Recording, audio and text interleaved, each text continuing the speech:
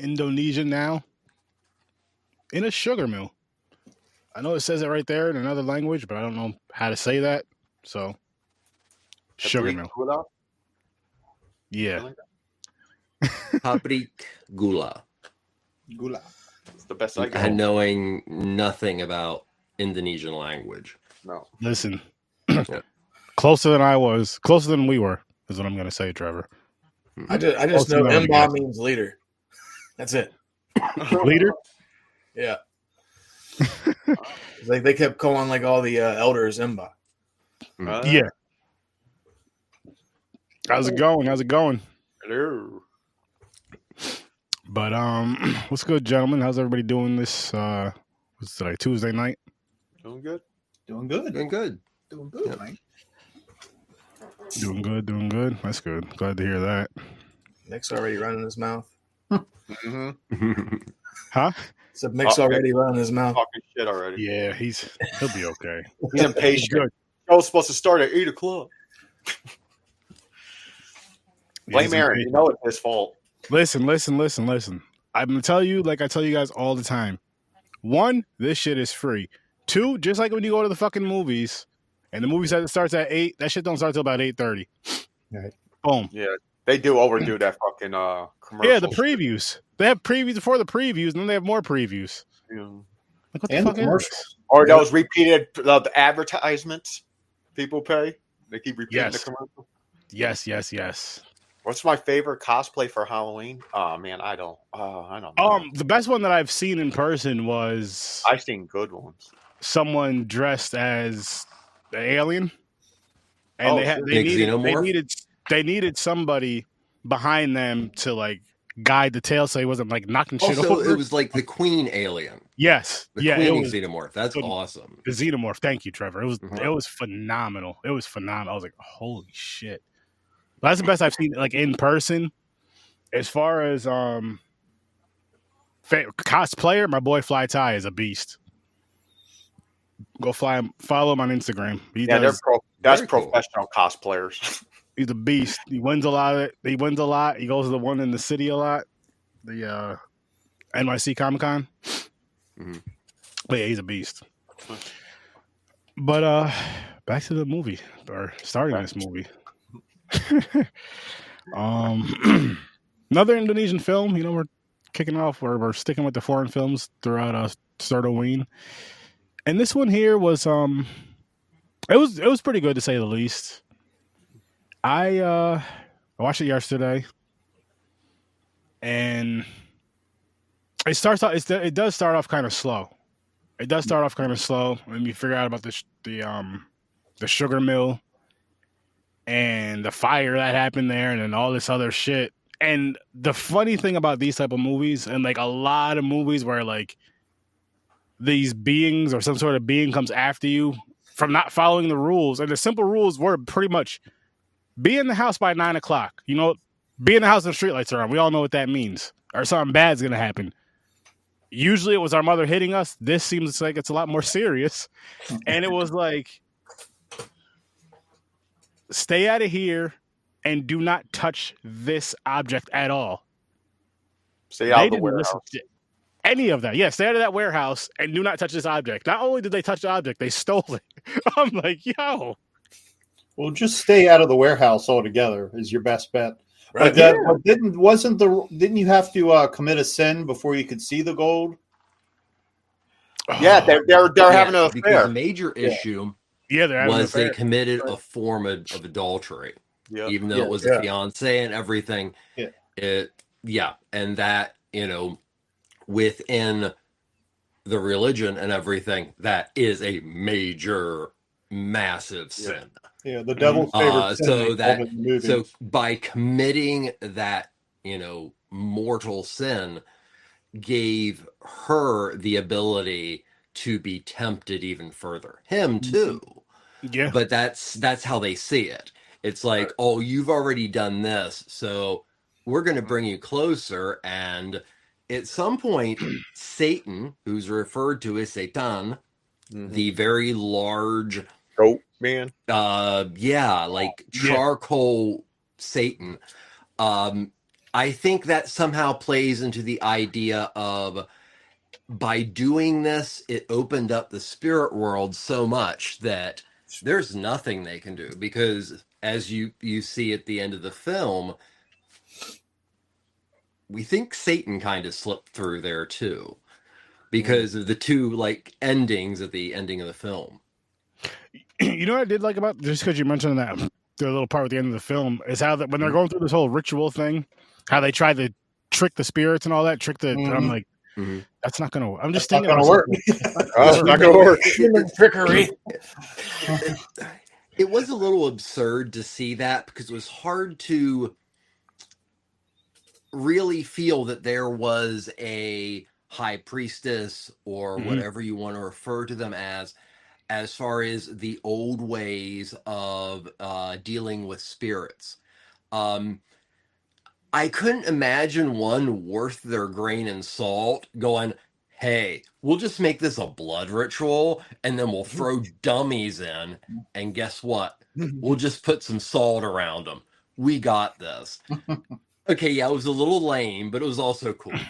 Yeah. So, yeah. I mean, they had multiple rituals. They even tried to start give a sacrifice, like not a sacrifice, like what is it? When you give an offering. Yeah, an offering. Thank you, Aaron. Jesus, offering. Yeah, but because they did that. I think they did that, and when they did that, wasn't that the night that everybody was like out and doing their own thing though? Well, the thing is, they were slipping outside, so you're in little danger at 9. But the ghosts are not trying to kill you, unless you go fuck with their shit or whatever that building. And when they did that the first night, they snuck out. They go fuck, and now everybody's game. You go outside, you're screwed. They had the one guy told that fake story. He's like, oh, there's this one that you have to say excuse me or something, or everywhere you turn, he pops up, and that happened. Frankie. And that happened. I was like, oh shit, okay, cool. Yeah. What do you guys think of it though, Dave? A lot of burnt people running around. This was a good movie, man. This was it looked. Is it newer? Last couple years, maybe. This year, 2020. Yeah, it was 2025. Oh, so it's brand new. Okay. Yeah, it is brand new. There's horror elements. There's all those jump scares, but there's also a bit of mystery, because as the movie as events unfold, you learn about the fire, you learn about the gold, and you learn who took it, why the ghost is chasing, why they were stalking the girl at the beginning, and this and that. Yeah, this is. Yeah, and the effects and the cinematography were fucking amazing. Yeah, cool. The part in particular when the girl with her head cut off is leaning in on him, little droplets of blood are coming down, then he turns his head over and then just her severed head is there and starts laughing at him. That was pretty creepy. That was a good one. That was. And shit, what you reminded me of a scene, it was earlier than that, when the one girl goes into the room and she sees her friend, like when she's sitting on the bed, and then she looks in the mirror. Something completely different, and kept looking back and forth. I loved that. If I was like, that's a pretty dope effect. Yeah, good cinematography. Everything was like really top notch in this movie. All the elevation scenes look real dope too. They weren't all cheesy looking. Yeah, I think it was also, besides being top notch, it was actually quite inventive as a horror film. Structurally in itself, it was really different, but it mixed a lot of things together to create, there was this feeling almost of like the fact that it was so vast and there was so much area that you could be attacked in or whatever, versus the traditional small room horror film. That in itself was invigorating. Oh, that's right. It said this was based on true events from 2003. I think it was 2003. Yeah. Beginning. Do you guys know anything about that? I didn't get a chance to research it. No. I just watched it today. I'm more interested now. Now I gotta go look it up. Yeah. Just to see what it was. What was the name? Inspired by true events by somebody. It was just one word. I forgot. Suamon I watched it or yesterday. something, It or wasn't even a name. Saimon. Maybe that was it. It was just one word. It wasn't like somebody's name. Yeah, I remember seeing that, but I don't remember what it was. But, no, sorry. I don't know either. It was weird too because it was pretty long, but like you said, it was kind of slow in the beginning. But you needed that little bit of story to actually kind of give a shit about the characters. Yeah, once it got going, it got going. Yeah, and I mean, it was just an easy ride. Yeah.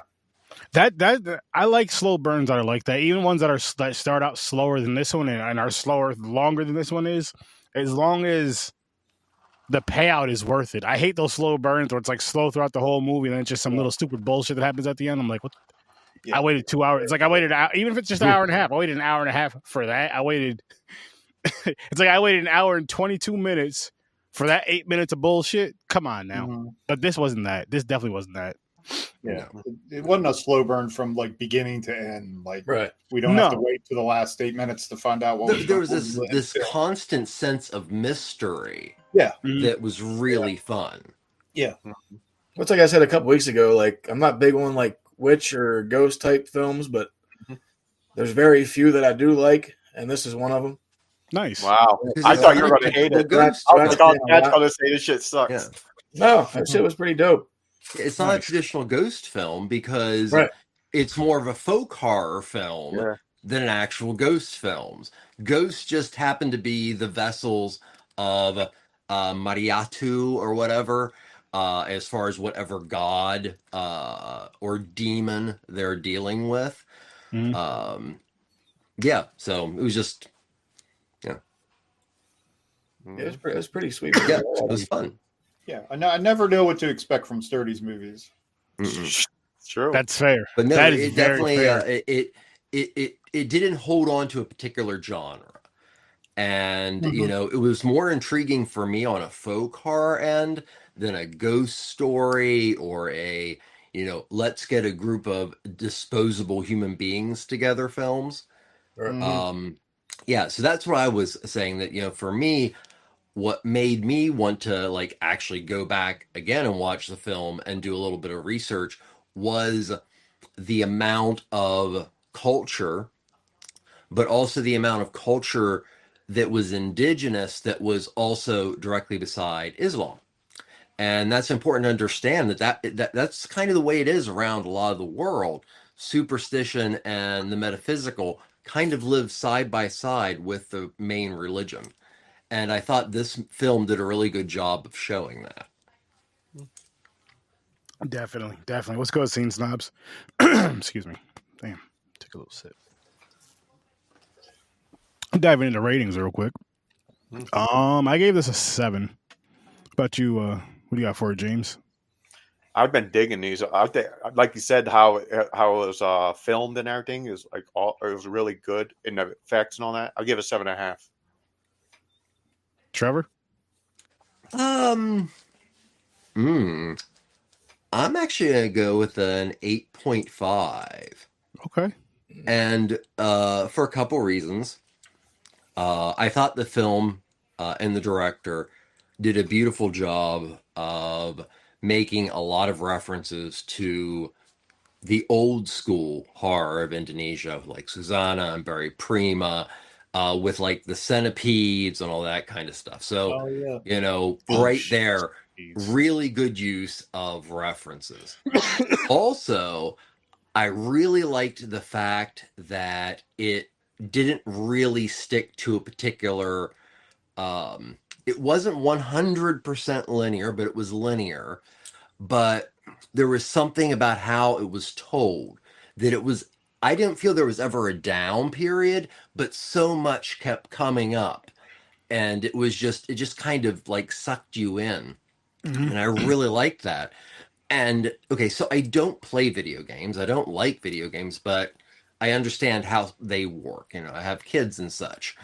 And there was something about this that even though I'm so entrenched in the, folk horror element and also the ghost element and everything, as I'm watching it and some of the camera and it kind of felt like, well, the compound, it kind of felt a little bit like a video game. At least to me, not being a video game person, but understanding how, usually they're put together and seeing that is just one of the many things that I picked up from this that, as I said, amazing references to old school Indonesia and Indonesia horror, but also this is really on the cusp 2025 great cinema that makes you think. So yeah, I'm excited for what the future brings for this director. So yeah, 8.5. I'm actually gonna bump this up to a 7.5 because I was watching with the wife yesterday and it did make her scream out loud at one of those jump scares, which is always funny. So actually, that's when the movie actually kind of blows at jump scares, but what it has so much other stuff going on that's good that it's like we said about like the priestess or witch doctor-esque thing. How actually absurd that was when I'm watching it. I thought that, but it's also like on top of all this insane, crazy stuff, there's really a dark sense of humor. And the two security guards, oh my gosh, which are also a reference to old school Indonesia horror films. That was a type that was in those movies. They kept to the kind of dumb, but they didn't play them off to the point that they weren't characters. So yeah, they filled the archetype, but you actually felt for these people. They just weren't bubbly idiots. Those two, oh my goodness, those two. They made me laugh a couple times. Yeah, so even the comic relief in this is well done, and I think that's one of the elements of the horror recipe that we don't get with the U.S. I agree. Well, it reminded me of Weapons a little bit, how it mixed all those different genres together. And maybe the U.S. is finally slowly but surely getting... We'll see. Trying to do it right. Trying to keep up. Trying to do it right. Exactly. Like we're starting to remake 80s dramas now. War of the Roses, Kiss the Spider Woman. Yeah. I mean, great, but there really is no originality. No. Make some new shit. I haven't seen Weapons yet. It's good. I want to watch it again, but it was good. What do you guys give this? So, Dave, what do you give this? 8 out of 10 for me. This is really well done, I thought. Nice. How about you, Chad? I'm going 7.5 as well. Look at that. I'm really surprised with your score, Chad. I think we all are. It's like, holy shit. But again, it was a good film. I wish Gamer was on this episode to see what because he was. Yeah, I'd really like to have gotten his take. At times it reminded me of some video game films too. I have to let him check this one out. Yeah. Do we want to know his rating for it? This might be one of the highest rated movies I've said since on this little journey. It is definitely. Yeah, there's a streak that you have a taste. You did not like certain ones. I mean, you can give them terrible ratings, but yeah, this is your not terrible. Like, I don't care for this style of movie, but whenever they're good, I give them props. You know what I mean? Like, I got to be fair. I get it. I get it. Now, do you like foreign films in general, though? Oh yeah, I love Korean films and Japanese films and shit. Oh hell yeah, same.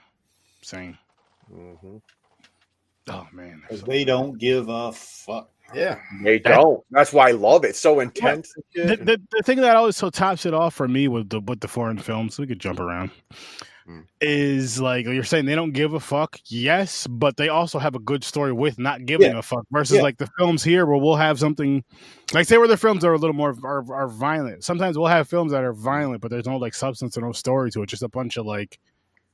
And it may not be the level of their violence, but it's still sometimes it's just like, what? I mean, come on, what's this? What's the story? Like, why is this? It's not a slasher film, but it's violent. Like, you know what I mean? And it's like, but you want more of a story. It's just done well too, like all around, like the fucking cinematography, the makeup, like the fucking effects, like everything just looked great. Like even like the series as they put out on Netflix and shit, like fucking flawless. So that was the thing, Netflix did a very, very smart thing from day one. And their Netflix originals were literally, they just scoured the world for great TV and everything. A lot from Iceland, a lot from Britain, Scandinavia. And they started programming that stuff, and people loved it. Yeah. And so what did they do? They started going to a lot of other countries. And when the horror boom came up, of course, they're going to open their doors to all this stuff. They're going to actually at first be able to purchase very cheaply. And then when it becomes popular, but no, Netflix, I will give 100% credit for actually expanding people's availability to contemporary foreign film. They did that solely based on finances, but I have to give them credit where credit's due. Sure. Yeah, I mean, who ever thought that a Korean science fiction show would be like one of the most popular shows in contemporary history, like Squid Games? It's really that's really cool in my opinion. You know, I think one of the things about horror, Sturdy, that you and I really like about it is not just the fact that, you know, it looks different or it might be more violent, but it's a narrative and a take on something that is being done by other people from other areas. It is definitely much more nurture versus nature. And just that ability to, you know, experience how that narrative is told or from that different angle, it is very attractive to us because we want to learn it, and we also want to learn beyond, you know, our little shell. Exactly. So that's on top of all the other wonderful thing that foreign horror is and foreign cinema is. It is that it's a way of seeing the world, not just as like, oh, I see this, you know, part of the world, but getting different ways of thinking, because cinema is one of the most important subversive message delivering systems there is. So, you know, you learn a lot about countries by watching their, you know, popular cinema. Yeah, I agree with that. And I'll just go to even say, I mean, if we look back in history, people love stories. People love storytelling. They love really good storytelling. And I don't give a shit if it's a book coming from another country or a movie coming from another country. If it's a good story, it's a good story. And back with this film, really quick, they did a good job with the story. It wasn't one of my favorites. They did a good job with the story with this. It keeps your attention. With a lot of characters, I was impressed. Yeah, there was a lot of characters, and they gave a little, not for every single one of them, of course, but for enough of them, they gave them a little, you know, you got a little background for each of the ones you need to have a little background for. Or at least enough character that they stood out. Yeah. As being a distinct character. So you pretty much knew who they were talking about all the time. Yeah. Right. So to that point, it's distinct enough that you're like, okay, they're talking about so and so. We all know when they're talking about Frankie. So Like I said, like the beginning of the movie, like the slow burn part is like the character development. Like and like by the end, like whenever shit starts popping off, like you actually have interest. Which Frankie was another funny one. Frankie was funny. When he got punched in the nose and he told that chick it was love. What the hell did he say to her? When his nose was bleeding? He was like, it was love. Something love. Say it again. Was it? I think he asked, like, can you hit me to make sure I'm not dreaming? Yeah. He said, can you hit me to make sure I'm not dreaming? And then the dude punched him. Like, he was expecting the guy maybe just to give him like a little tap. He punched him dead in his nose and started bleeding. But when he was asking the girl, he was like, can I walk you home? And she was like, no, you know, clean up the blood off your face. He was like, that's not blood, that's love something, or love or something. I was hit with love. I just started laughing. I was like, this guy, man. I just like the kid that ran out of his flip flop and then it came flying over his shoulder. Oh man! Like I didn't see that coming at all. Yeah. Yo, what made that scene even funnier? Because when they're both running to the house, Frankie closes the door in his face and holds the door closed. And then after the shoe comes over his shoulder, I guess he must take off because he let him get in the house. Then I'm like, holy shit! That's just funny. He almost went back for that damn San Luis. I'm like, it's a good thing you did, man. You got it now. He really wanted it. That's shit. It's his favorite sandals. It was good. That was funny. That was funny. Those two were funny together a lot too, especially when they were running and the little dude was screaming. I was like, "Oh my god!" Oh my gosh, that was yeah. I had a good time with this movie. I'm not gonna lie, I had a good time with this movie. I also like that scene where like I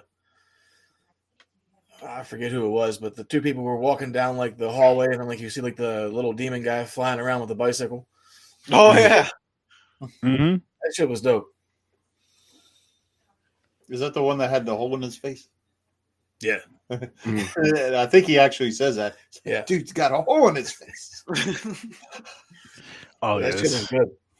Well, I have to say, I wish I could remember the name of the director.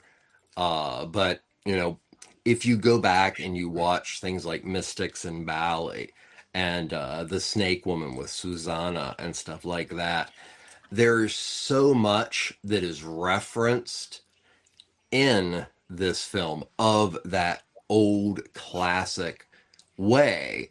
And that old classic way has a lot of not great things about it. Like the comedy is, it sucks, but they're all awesome films and everything. What this film successfully like takes all the core tropes and things you need for an Indonesian horror film circa the 1980s and brings them up to 2025 perfectly. As a long-term fan of Indonesian cinema. So with that, I mean, again, that's why I gave it an 8.5. So okay, nice. Is this now? I'm asking this Trevor's or just Trevor. This question is more directed at you, Trevor, because I know James doesn't really watch movies over and over. Is this movie you see yourself revisiting and doing more research on, or? Oh yeah, definitely.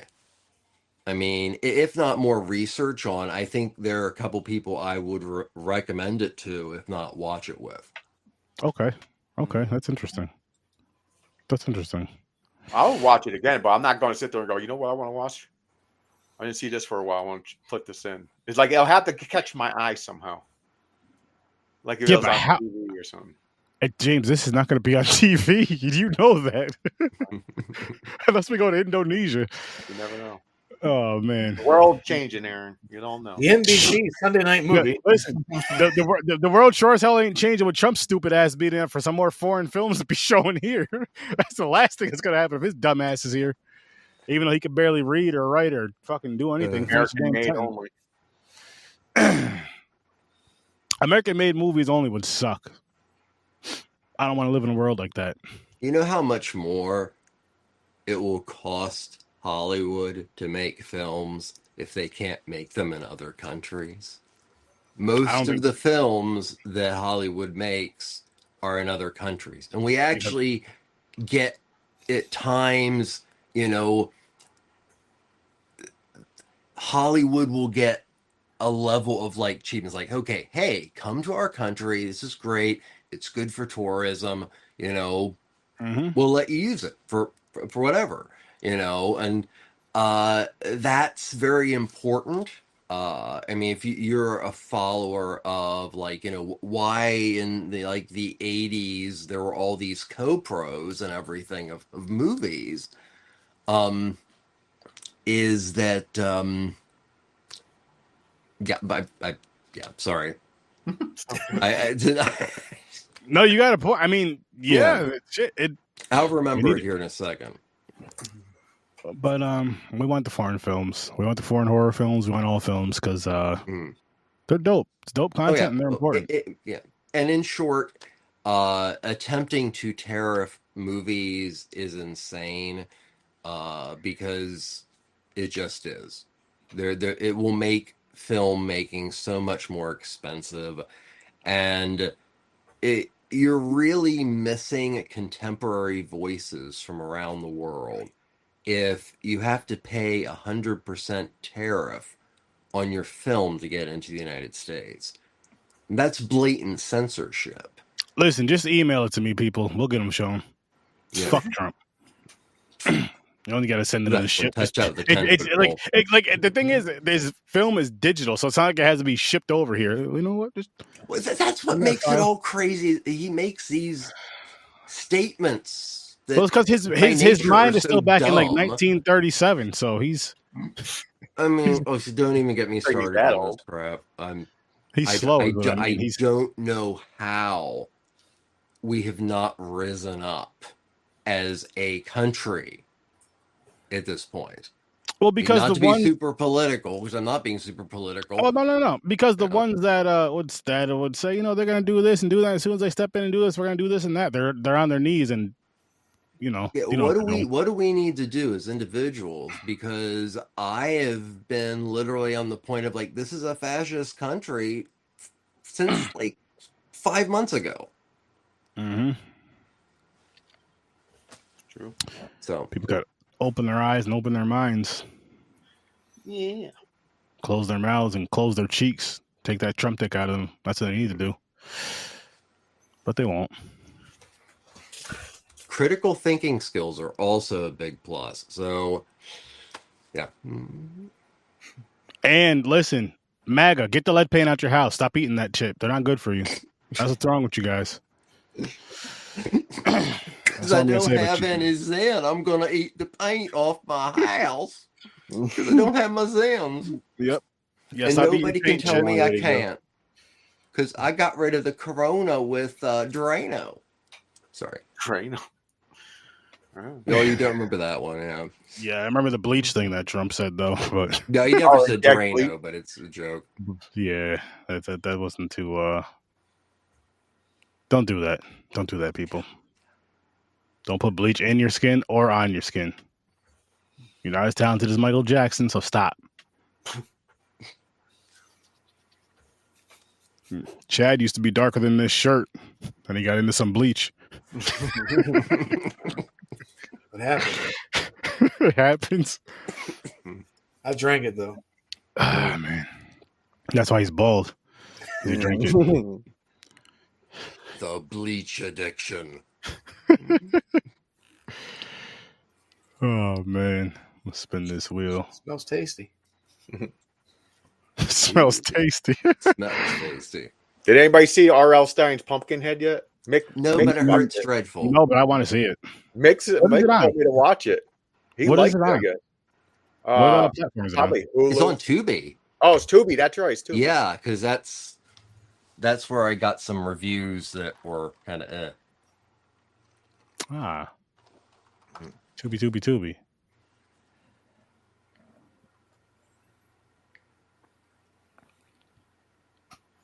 Looks like it's gonna be Blood Moon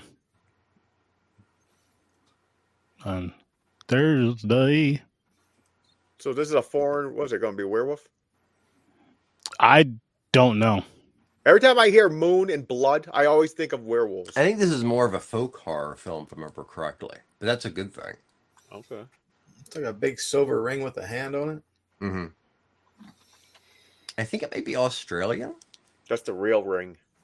Instead of the Lord of the Rings. The real ring. You got to hold this one. I don't know. You got to hold this one. It's the devil's cock ring. That's a big ring. And I was worried about losing my place. Devil's cock ring. It's a slasher.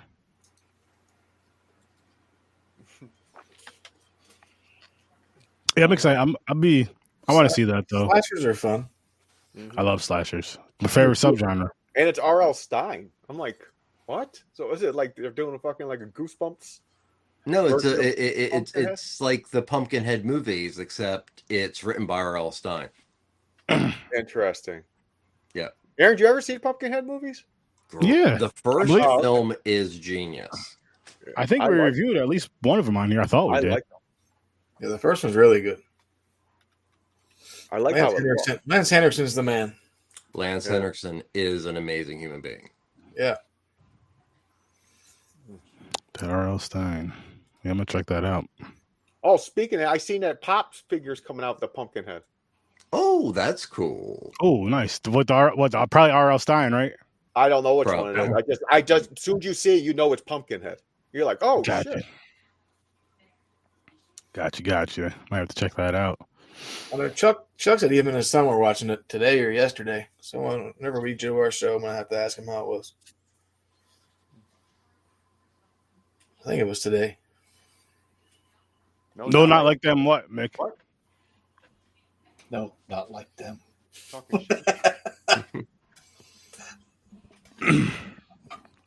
Yeah, I want to. I gotta see what's new on Shudder too. Yeah, I've been slacking. Me too. But I think I need to start going through them and just watch at least one new movie a week from those apps because they always have some new shit streaming. I haven't watched Monster Island yet, so that's where I'm at with Shudder. Slacking. Yeah, that's slacking. That one was pretty good. Monster Island was pretty good. Yeah, it was surprising. Yeah, it was like it was like a better, well, not better, like a Black Lagoon, Creature from the Black Lagoon. Is that the one? Mm-hmm. Yeah. Yeah, because you watched it first, and then told me about it. I think James. Yep. You told me I should check it out. That I would like it. I did. I was bummed that I missed out on Chopping Mall and shit the other week. Chopping Mall is that's a good an amazingly bad, wonderful film. I love that fucking movie. It's fun. Yeah, we did that last week on Popcorn and Pint. Last week, yeah, 2 weeks ago. 2 weeks ago. That and Scream. Yeah. Scary movie. Thank you. The better version of Scream. The good one. Yeah. The good one. The best thing that happened to Scream. Scary movie. 1 and 2. What's this week's movies? I forgot already. That's a good question. Let me look. Well, that's PNP. Yeah, Popcorn Points. I know one of them is Tucker and Dale. Ed. It's that Ed Wood movie and Tucker and Dale vs. Evil. Ed what? Yeah. Never seen it. I've never seen it either. The Ed Wood biopic? I don't know. I have no idea. Mick picked Ed Wood, yeah. So it's probably the Johnny Depp one. The Johnny, yeah. Oh, okay. Oh, yeah. Good flick. Martin Landau is awesome as those are both good movies. Good. That's good to know. I think Landau even won. Did he win the Oscar for I think he did, actually. Yeah, I think he did. Mm-hmm. He was awesome as Lugosi. You couldn't tell if you didn't know that was Martin Landau. If someone told you that's Bela Lugosi, you would have believed him. Really? Mm-hmm. That's cool. And Johnny Depp was really good in that too. Yeah. Oh yeah. Eddington Wood. I want to see that movie, Eddington. Though that shit looked all right. I haven't watched it yet. You said you have, what, the Ed Wood movie? No, Eddington. I never heard of it. I don't know what it is. It's that Pedro Pascal because he's in everything and. Oh, okay. He's like the sheriff in the town or some shit. Okay, yeah. Is that a movie or a show? A movie. I think Mick did a review on it on his channel. Yeah, I'm sure he did. Okay, nice. He watches like 1 million movies a week. I see that. 1 million movies a week. Oh man, I want some peanut butter, guys. I'm gonna wrap this up soon. I'm not even gonna lie to you. I do. I want some peanut butter and crackers. I should have probably said something else with it, but. And again, not you guys. The snack crackers. Not talking about you guys this time. You need a drink if you're just using peanut butter, though. That'd be weird. That cracker and a peanut butter. Well, the question is, water. Is it creamy or is it chunky?